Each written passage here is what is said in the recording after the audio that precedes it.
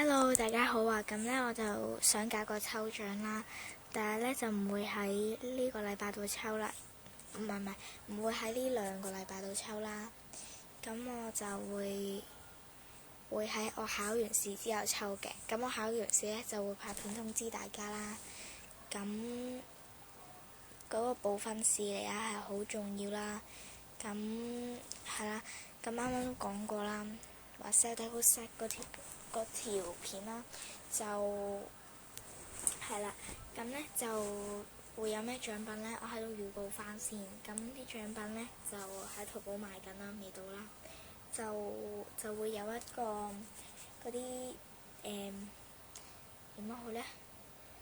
就係嗰啲Disneyland 嗰啲包仔，或者係有可能會係嗰啲鬆弛熊嘅手枕啦。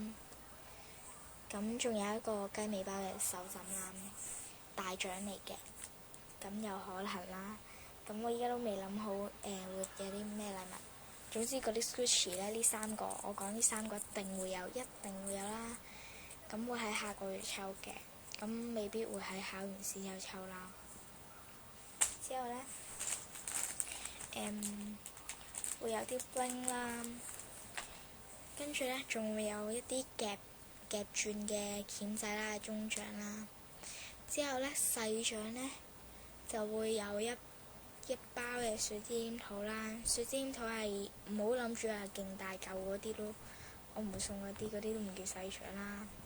咁我係送一包㗎啦。咁係啦，就咁多啫。咁上一次抽獎嗰啲獎呢，唔好意思仲未寄啦。咁係好快會寄，好快！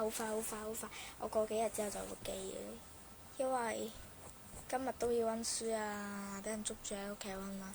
咁好啦，我今日要講嘅嘢咁多先，好啦，拜拜。